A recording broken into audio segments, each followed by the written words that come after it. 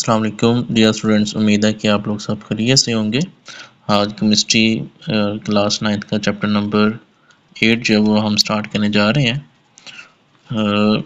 इसमें सबसे पहले एमसीक्यूज़ हैं, इसके आंसर जो है वो दिए गए हैं, ठीक है। तो ये आप मार्क कर लें और एमसीक्यूज़ में अगर आपको कोई डाउट हो तो आप मेरे से जो है वो इनबॉक्स में आके पूछ सकते हैं, कोई भी अगर एमसीक्यूज़ का अगर डाउट हो। जी, सबसे पहले अगर हम शॉर्ट क्वेश्चन की बात करें तो दो तरह की केमिकल रिएक्शंस होते हैं। ये जो है ये चैप्टर जो है वो आपका चैप्टर नंबर 8 है, थर्मोकेमिस्ट्री, ठीक है। तो दो तरह के आपके केमिकल रिएक्शंस होते हैं, या तो वो एक्सोथर्मिक होते हैं या फिर एंडोथर्मिक रिएक्शंस होते हैं। एक्सो मतलब एग्जिट होना, यानी कि सिस्टम में से हीट का या एनर्जी का निकलना, इसको हम कहते हैं एक्सोथर्मिक रिएक्शंस। और एंडोथर्मिक रिएक्शंस कौन से होते हैं, जिसके अंदर जो है हीट सिस्टम के अंदर क्या होती है, ऑब्जर्व होती है, उसको हम क्या कहते हैं, एंडोथर्मिक रिएक्शन, ठीक है। तो इसकी डेफिनेशंस मैंने मार्क की हुई है और आपके सामने एक ये डायग्राम भी नज़र आ रही है कि ये जो एरो बाहर की तरफ जा रहे हैं ये है एक्सोथर्मिक, ठीक है, ये डेफिनेशन है। और उसी डेफिनेशन को उसने डायग्राम की मदद से भी बताया है कि ये जो एरो है ये सिस्टम से बाहर की तरफ जा रहे हैं, सराउंडिंग की तरफ जा रहे हैं, सिस्टम से सराउंडिंग की तरफ ये जा रहे हैं। तो इस हीट को हम बोलेंगे एक्सोथर्मिक, ठीक है। और ये जो रिएक्शन होगा उस रिएक्शन को कहेंगे एक्सोथर्मिक रिएक्शन। और इसमें जो डेल्टा एच की वैल्यू होगी वो लेस देन ज़ीरो होगी, मतलब कि माइनस में होगी, क्योंकि जब सिस्टम में से टेम्परेचर रिलीज होता है, हीट रिलीज होती है, तो टेम्परेचर किधर चला जाता है, माइनस में चला जाता है, टेम्परेचर डिक्रीज हो जाता है। तो ये इसकी आपने एग्जांपल भी करनी है, नीचे मैंने रेड कलर से लगाया हुआ, तीनों में से कोई एक एग्जांपल आप कर लें, पहली और तीसरी लाजमी कीजिएगा। और इसी तरह नीचे जो है एंडोथर्मिक रिएक्शंस के बारे में बताया गया, इसकी डेफिनेशंस है। जब सिस्टम के अंदर, यानी कि पहले सिस्टम में से हीट निकल रही थी, अब सिस्टम के अंदर जो है ये हीट क्या हो रही है, ऑब्जर्व हो रही है, ठीक है। सिस्टम के अंदर अब हीट जाके ऑब्जर्व हो रही है, तो इस रिएक्शन को हम कहते हैं एंडोथर्मिक रिएक्शन। तो इसकी एग्जांपल है। और इसमें जो डेल्टा एच है, डेल्टा एच कहते हैं हीट ऑफ इंथैल्पी को। डेल्टा एच किसको कहते हैं, हीट ऑफ इंथैल्पी। तो ये हमेशा ज़ीरो से ज़्यादा होता है, क्योंकि टेम्परेचर जैसे जैसे ऐड होता जाता है वैसे वैसे जो टेम्परेचर की वैल्यू है वो इंक्रीज़ होती जाती है, प्लस में ज़्यादा होती जाती है, ये जैसा ही आपको नज़र आ रहा है। जी, उसके बाद है इंथैल्पी ऑफ रिएक्शन। दूसरा क्वेश्चन है इंथैल्पी ऑफ केमिकल रिएक्शन। तो इंथैल्पी से क्या मुराद है कि आपके सिस्टम में से या तो हीट ऑब्जर्व हो रही है या फिर हीट रिलीज हो रही है, इसी चेंज को हम कहते हैं इंथैल्पी ऑफ रिएक्शंस, ठीक है। और ये माइनस भी हो सकती है और प्लस भी हो सकती है। माइनस तब होगी जब सिस्टम में से हीट निकलेगी, और ये प्लस की वैल्यू इसकी कब होगी, जब सिस्टम में से हीट ऑब्जर्व होगी। जी, उसके बाद है what is anaerobic respiration. Anaerobic respiration ऐसी रेस्पिरेशन होती है जो कि ऑक्सीजन के बगैर होती है। एन का मतलब होता है विदाउट, जिधर भी आपको लफ्ज़ नज़र आ जाए एन उसका मतलब होगा विदाउट। एरोबिक मतलब ऑक्सीजन के, जो ऑक्सीजन के बगैर होगी उसको हम क्या कहते हैं, एनारोबिक रेस्पिरेशन। रेस्पिरेशन होता क्या है कि कार्बन डाइऑक्साइड को बॉडी से बाहर निकालना और ऑक्सीजन को बॉडी में लेके जाना। एक्टिवेशन एनर्जी है, उसके बाद क्वेश्चन नंबर 4 है आपका।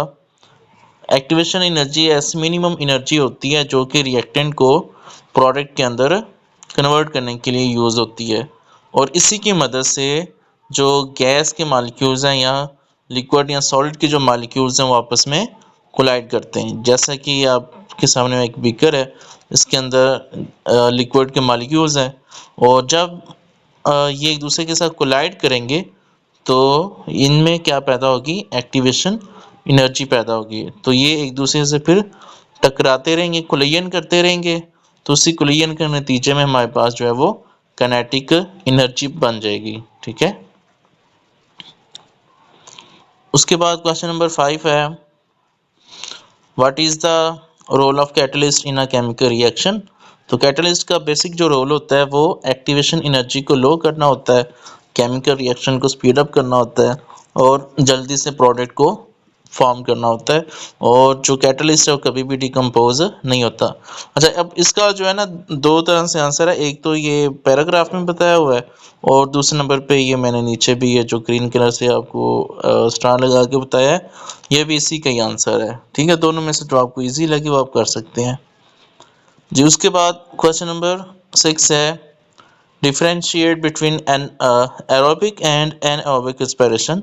जी, एरोबिक रेस्पिरेशन होती है जो ऑक्सीजन की मौजूदगी में होती है, और एनएरोबिक रेस्पिरेशन वो होती है जो विदाउट ऑक्सीजन होती है। अब इसमें रिएक्टेंट्स कौन कौन से हैं जी? एरोबिक रेस्पिरेशन की बात करें तो उसमें हमारे पास ग्लूकोज है और ऑक्सीजन है, ठीक है। और एनारोबिक रेस्पिरेशन में जस्ट हमारे पास ग्लूकोज होगा रिएक्टेंट्स के तौर पे। और एरोबिक रेस्पिरेशन में जो प्रोडक्ट बनती है वो क्या बनती है हमारे पास? कार्बन डाइऑक्साइड बनती है और वाटर बनता है। और इसी तरह अगर हम बात करें एनारोबिक रेस्पिरेशन में, तो इसमें हमारे पास जो प्रोडक्ट बनेगी वो बनेगी इथाइल अल्कोहल, ठीक है। और फर्मेंटेशन भी जब आप इसकी करेंगे तो लैक्टिक एसिड भी इसी से मिलेगा आपको। तो ऑक्सीडेशन की अगर बात की जाए तो एरोबिक रेस्पिरेशन में ऑक्सीडेशन जो है वो कंप्लीट होती है, जबकि एनारोबिक में चूंकि ऑक्सीजन की ही कमी होती है इसलिए प्रॉपर से जो ऑक्सीडेशन है वो नहीं हो सकती जी। अब इसकी लोकेशन हमारी बॉडी के अंदर या प्लांट्स के अंदर यानी कि लिविंग ऑर्गेनिज्म के अंदर जो एरोबिक रेस्पिरेशन वो किस जगह पे होती है जी? अगर तो हम बात करें एरोबिक रेस्पिरेशन की तो ये साइटोप्लाज्म, साइटोप्लाज्म कहते हैं soluble part of a cell, ठीक है, जिसके अंदर मुख्तलिफ जो ऑर्गेनेल्स हैं वो तैर रहे होते हैं, फ्लोट कर रहे होते हैं जी। उसके बाद माइटोकॉन्ड्रिया, इन दो जगह पे जो है वो एरोबिक रेस्पिरेशन होती है, जबकि साइटोप्लाज्मा जो मेम्ब्रेन है या साइटोप्लाज्म जो है उसमें जो है वो एनारोबिक रेस्पिरेशन होती है। अब इसके अंदर वो कुछ स्टेजेस बताई गई हैं, कुछ स्टेप्स बताए गए हैं, प्रोसेस के नाम है कि ये ग्लाइकोलाइसिस में होती है, ठीक है। एसिटाइल कोलाइल एसीटेट फॉर्मेशन ये एक तरह से एंजाइम है, ये बनता है इसमें। क्रेब्स साइकिल में होती है जिसमें कार्बन डाइऑक्साइड की फिक्सेशन होती है। इलेक्ट्रॉन ट्रांसपोर्ट चेन में होती है जो कि ऑक्सीडेशन का प्रोसेस है जी। उस तरह अगर हम बात करें जी एनारोबिक रेस्पिरेशन की, तो ये भी ग्लाइकोलाइसिस ही होती है लेकिन ये विदाउट ऑक्सीजन होती है। और दूसरे नंबर पे ये फर्मेंटेशन यानी कि खमीर लगाने में इस्तेमाल होती है। जिस तरह आप बेकरी की जो प्रोडक्ट्स हैं वो यूज़ करते हैं तो वो सब फर्मेंटेशन के प्रोसेस से गुजरी होती हैं जी। अब इस तरह कुछ लॉन्ग क्वेश्चन है ये आपके कि इंथाल्पी को आप कैसे मेजर कर सकते हैं। एक केमिकल रिएक्शन है उसके अंदर आप इंथाल्पी को कैसे मेजर कर सकते हैं, वो कौन से मेथड्स हैं, वो कौन से इंस्ट्रूमेंट्स हैं जिनकी मदद से आप सिस्टम के अंदर हीट के ऐड होने का या हीट के रिलीज होने का पता लगा सकते हैं। तो कुछ मेथड है, कैलोरीमीटर है कि एक ये एक इंस्ट्रूमेंट है, इसकी भी दो टाइप्स आ जाती हैं आगे, एक बम कैलोरीमीटर आ जाता है और एक आ जाता है फूड कैलोरीमीटर आ जाता है, ठीक है। तो अब इसके अंदर कैसे प्रोसेस होता है ये आपने रीड कर लेना इसको। तो बेसिकली इसके अंदर होता क्या है कि जिस कंपोनेंट की हमने हीट ऑफ एंथैल्पी फाइंड करनी होती है उसको इस इंस्ट्रूमेंट के अंदर यानी कि जो कैलोरीमीटर है उसके अंदर हम रख देते हैं और फिर उसको मुशाहिदा करते हैं कि जी इसमें से हीट निकली है या फिर अब्जॉर्ब हुई है, तो फिर हमें पता चल जाता है कि कितनी एनर्जी रिलीज हुई है या अब्जॉर्ब हुई है।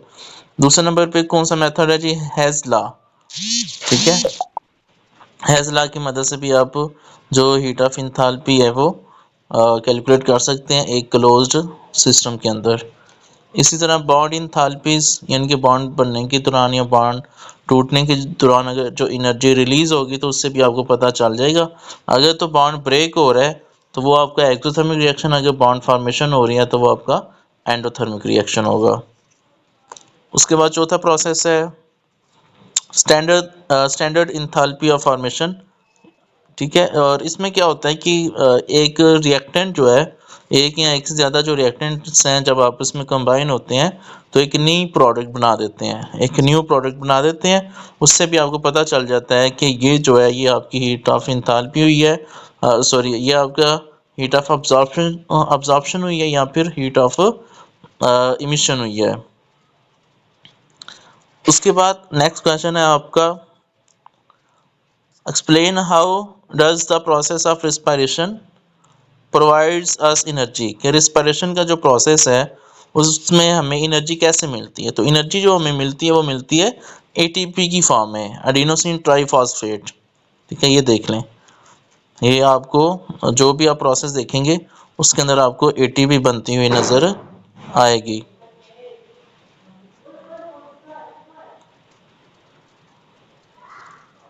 जी, अगर हम ग्लाइकोलिसिस की बात करें तो ग्लाइकोलिसिस में क्या होता है, ग्लूकोज की ब्रेकडाउन होती है। ठीक है, तो इसके नतीजे में भी हमारे पास क्या बनेगी, एटीपी। और उसके बाद दूसरा हमारे पास सर्कल है क्रेब्स साइकिल। ठीक है, क्रेब्स साइकिल एक क्लोज सर्कल होता है, इसके अंदर जो है कार्बन डाइऑक्साइड की जो है वो फिक्सेशन हो रही होती है, और इसमें मुख्तलिफ जो स्टेप्स हैं उसके अंदर जो आपकी जो एटीपी है वो बन रही होती है। इसी तरह तीसरा जो स्टेप तीसरा जो मेथड है वो है इलेक्ट्रॉन ट्रांसपोर्ट चेन, ईटीसी जिसको हम कहते हैं।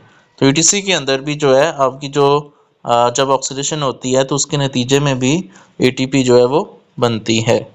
उसके बाद है एटीपी सिंथेज, ये एक एंजाइम है जो कि फोटोसिंथेसिस में यूज़ होता है और ग्लाइकोलिसिस में भी यूज़ होता है, और इसका काम ही एटीपी को बनाने का होता है।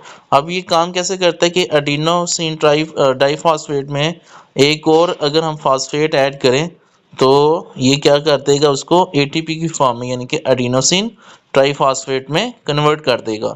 जी, उसके बाद पांचवा प्रोसेस है जिसके थ्रू आप जो है एटीपी यानी कि एनर्जी गेन कर सकते हैं, वो है कीमियोसिस। ये होती है सेल्स के अंदर, सेल्स के अंदर जो एम्प्टी स्पेसेस होती हैं उनके थ्रू जो एनर्जी है वो जो गेट्स होते हैं हमारी बॉडी के अंदर, सोडियम और पोटाशियम गेट्स होते हैं, उनकी मदद से भी ये मूव ऑन होती रहती है। तो ये मेम्ब्रेन के साथ एसोसिएटेड है।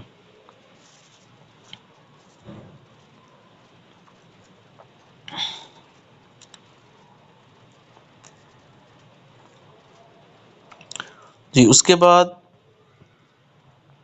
एक और क्वेश्चन है आपका, लॉन्ग क्वेश्चन है ये भी, justify the statement that the process of respiration is crucial for us. Crucial मतलब ज़रूरी। ठीक है, तो चूंकि इसमें से एनर्जी बनती है हमारे लिए, तो इसलिए जो हमारे लिए जो ये प्रोसेस है रिस्पिरेशन का बहुत इंपॉर्टेंट है। इसी के थ्रू जो हम सांस वगैरह ले रहे होते हैं और बॉडी के अंदर जो भी मेटाबॉलिज्म हो रहा होता है उसके लिए भी आपको रिस्पिरेशन की ज़रूरत होती है। तो एनर्जी प्रोडक्शन होती है, इसमें सेलुलर फंक्शंस काम करते हैं, सेल्स को ऑक्सीजन मिलती है, विदाउट ऑक्सीजन वो मर सकते हैं।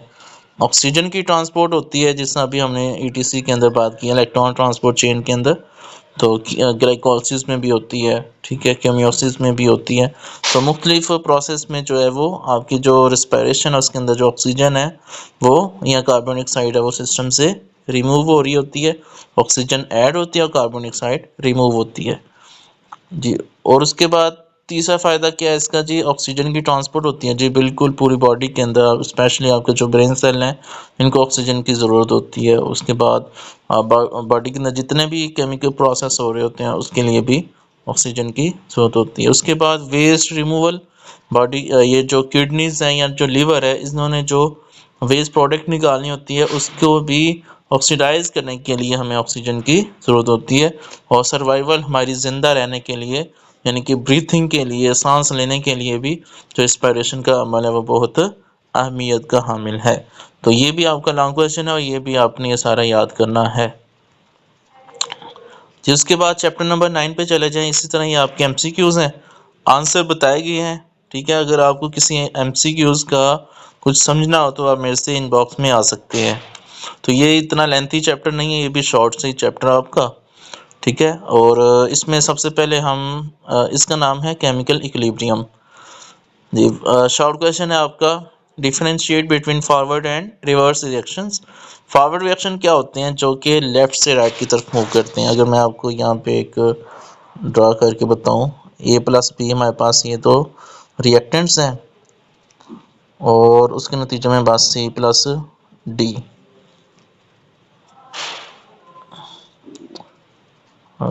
सी प्लस डी, डी मैं नीचे बना देता हूँ। जी, अब ये जो आपको नज़र आ रहा है ग्रीन कलर से जो रिएक्शन, ये वाला, ये होता है फॉरवर्ड, लेफ्ट से राइट, जिसमें रिएक्टेंट जोन्स हैं वो किस में कन्वर्ट हो रहे होते हैं, प्रोडक्ट के अंदर, ठीक है। और ये जो रेड कलर से है, रेड कलर से ये जो एरो बना हुआ है, ये है आपका रिवर्स रिएक्शन, जिसमें आपके जो प्रोडक्ट है वो वापस किस में चेंज हो रहे होते हैं, रिएक्टेंट्स में, ठीक है।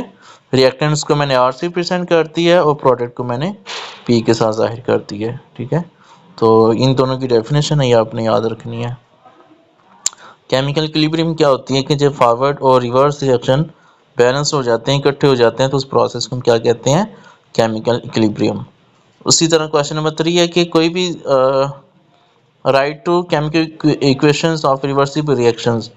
तो ये कुछ केमिकल इक्वेशंस हैं जो कि रिवर्सिबल रिएक्शंस की हैं, यानी कि जो फॉरवर्ड भी जा सकती हैं और बैकवर्ड भी जा सकती हैं। तो ये एग्जांपल आपने याद रखनी है जी। इक्विलिब्रियम की कंडीशन के लिए क्या क्या होना ज़रूरी है, एक तो प्रेशर और टेम्परेचर जो है वो कांस्टेंट होना चाहिए, ठीक है। टेम्परेचर भी कांस्टेंट होना चाहिए और प्रेशर भी क्या होना चाहिए, कांस्टेंट होना चाहिए, ठीक है। दूसरे नंबर पे जो रिएक्टेंट और प्रोडक्ट की जो कंसंट्रेशन है वो चेंज नहीं होनी चाहिए। ओके हो गया जी, ये देख लें आपका ये चैप्टर भी फिनिश। उसके बाद चैप्टर नंबर 10 है आपका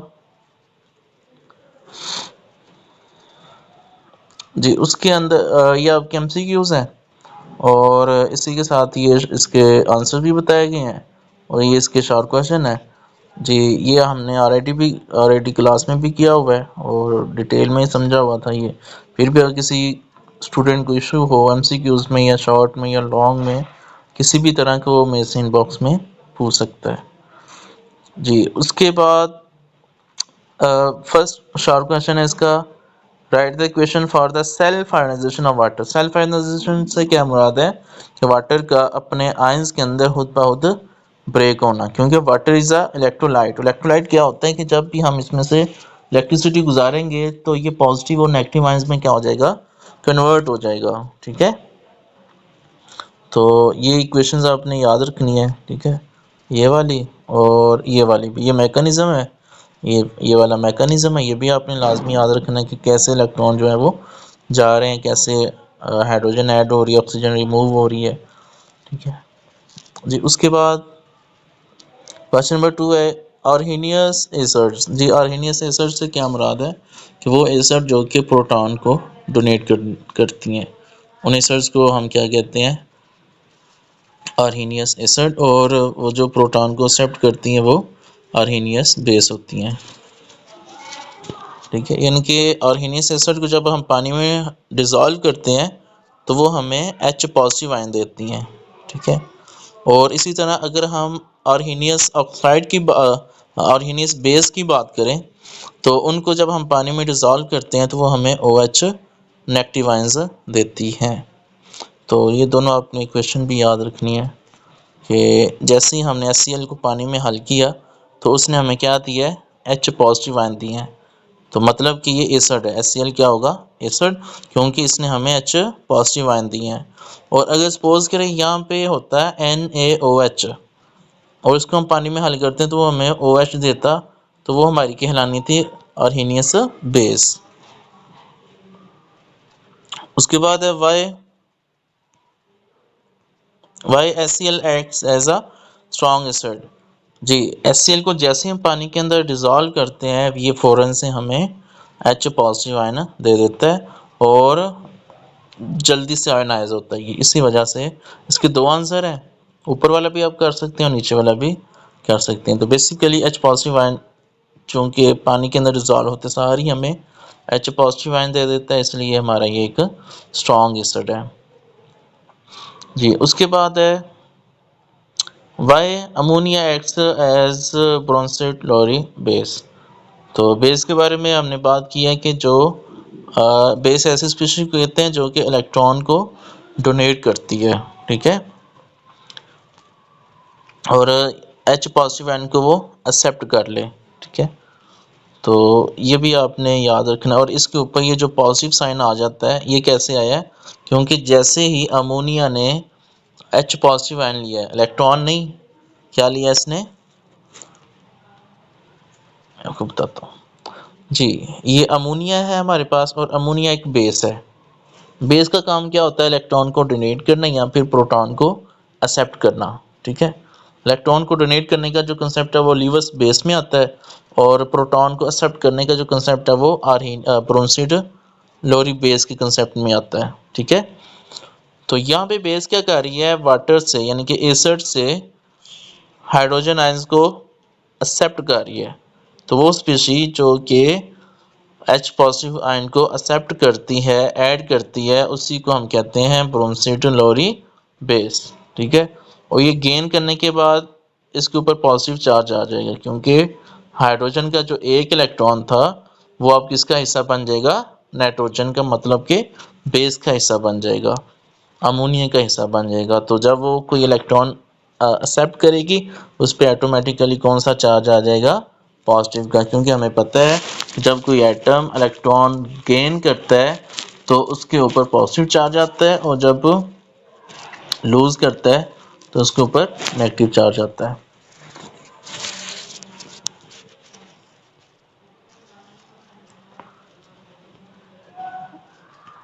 उसके बाद है why ammonia acts as a weak base.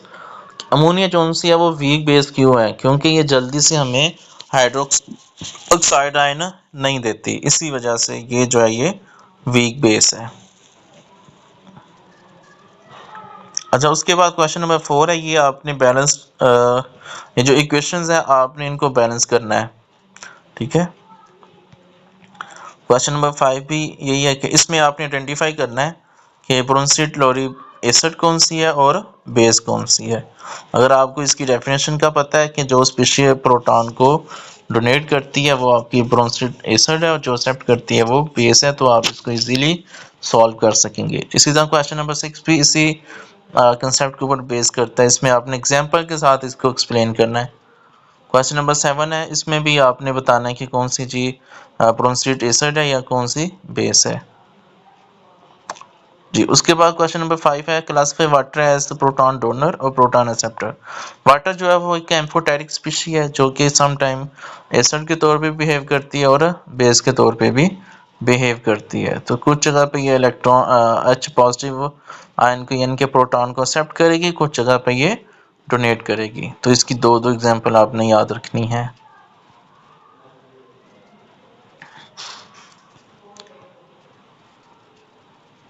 जी। उसके बाद क्वेश्चन नंबर 8 है कि केमिकल इक्वेशंस आपने बतानी है ब्रोंसिड लोरी एसिड की। जब हम नाइट्रिक एसिड HNO3 का रिएक्शन करवाएंगे वाटर के साथ तो क्या बनेगा? ठीक है, तो ये जो इक्वेशंस हैं ये आपने खुद याद रखनी है। इसी तरह हाइड्रोजन साइनाइड का जब हम रिएक्शन करवाएंगे वाटर के साथ तो क्या बनेगा, ये भी आपने याद रखना है। और क्वेश्चन नंबर 9 भी यही है कि इसको जब हम आयोनाइज करेंगे तो हमारे पास कौन से आयंस बनेंगे? हाइड्रोजन आयोडाइड है, तो जाहिर बात है इसमें हाइड्रोजन अलहदा हो जाएगा और आयोडाइड अलहदा हो जाएगा। इसी तरह हाइड्रोजन नाइट्रिक एसिड है, हाइड्रोजन नाइट्रेट है, तो इसमें भी हाइड्रोजन अलहदा हो जाएगा और आपका जो नाइट्रेट आयन है वो अलहदा हो जाएगा। तो ये आपने शार्ट क्वेश्चन याद करने अच्छे से।